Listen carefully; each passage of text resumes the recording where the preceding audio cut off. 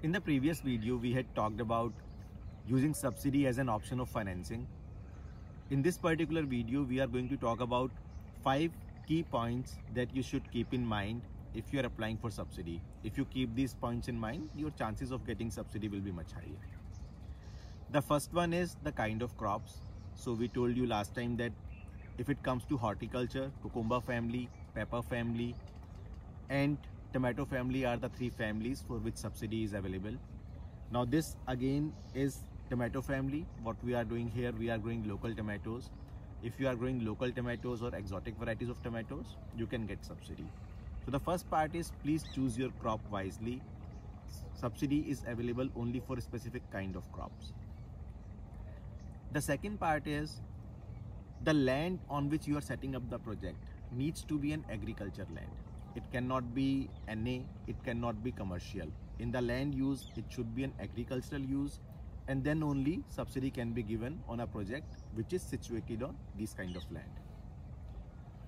The third part, the possession of the land should be with the entity or individual who is applying for subsidy. So let's say you are applying for subsidy in your name. In that particular case, the ownership and possession of land should be with you.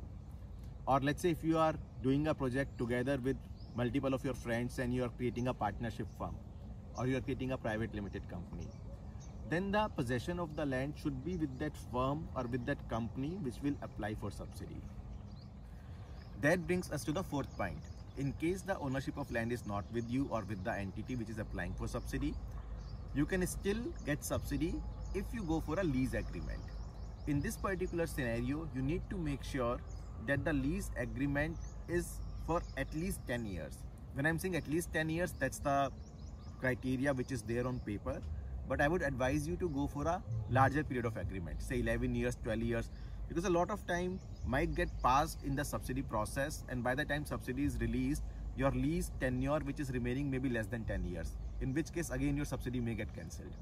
So you can go for a lease, but go for a lease of more than 10 years, at least 11 years. That was the fourth point.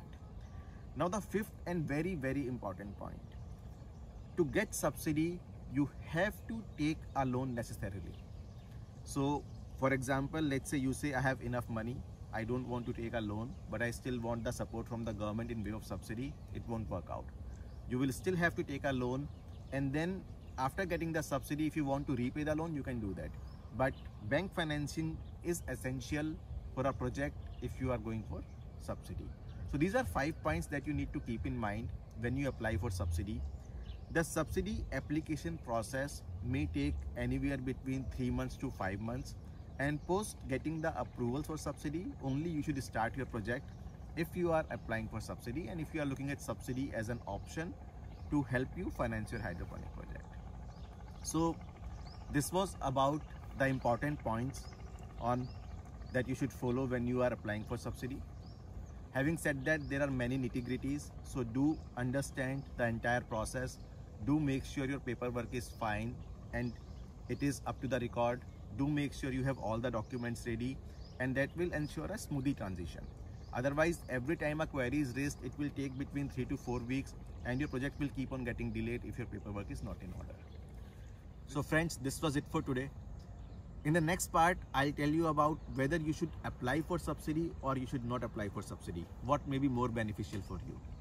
And yes, you may realize that it may be more beneficial for you to not apply for subsidy also. So keep watching, and I'll see you again next week. Thank you.